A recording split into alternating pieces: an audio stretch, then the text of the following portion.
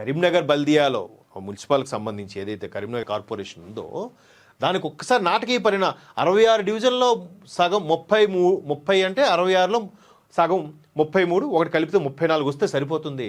దాన్ని ఒక్కసారిగా కాంగ్రెస్ ఎంటర్ అయ్యి మంత్రులంతా కూడా మార్చేసి కాంగ్రెస్ కరీంనగర్ బల్దియా కైవసం చేసుకునే అవకాశం కనిపిస్తుంది. ఇది అంటే సహజంగా వినిపిస్తున్న వార్త.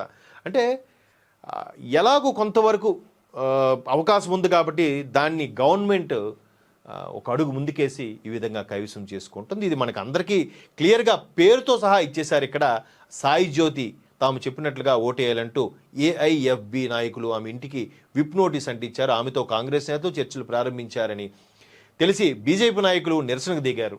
ఏది అంటే ఇప్పుడు ఎలా ఉంటుందంటే ప్రతి ఒక్కరు అంటే ఇక్కడ చూడండి ఎన్నున్నాయో. జమ్మికుంటలోనూ హంగ్ ఉత్కంఠ రేపింది. మొత్తం 30 సీట్లు, బీఆర్ఎస్ 12 గెలవగా కాంగ్రెస్ 10, బీజేపీ 4, స్వతంత్రులు అలాగే ఏఐఎఫ్బి 1 సీట్లు వచ్చాయి. బీఆర్ఎస్లో ఒక కౌన్సిలర్ వెళ్ళి కాంగ్రెస్ శిబిరంలో చేరారు. బీఆర్ఎస్ వ్యక్తి కాంగ్రెస్ శిబిరంలో చేరారట. అంటే ఇక్కడ బీజేపీ 30లో సగం రావాలి, 15 ఒకటి ఎక్కువ 16 రావాలి. ఇక్కడ బీఆర్ఎస్ 12 గెలవగా కాంగ్రెస్ 10, బీజేపీ 4 ఉన్నాయి. ఇక్కడ వీళ్ళ నుంచి మళ్ళీ ఒక్కొక్కరు వెళ్ళిపోతున్నారు. అంటే ఇది ఆ రోజు సరికి మొత్తం గేమ్ చేంజ్ అయిపోయిన ఆశ్చర్యపోనక్కర్లేదు. మేబీ రేవంత్ రెడ్డి గారు నేనే రాజు నేనే మంత్రి అన్నట్టుగా చక్రం తిప్పుతున్నారేమో, లేదంటే మంత్రులని తీసుకెళ్లి పర్యవేక్షణ ద్వారా చేపిస్తున్నారేమో.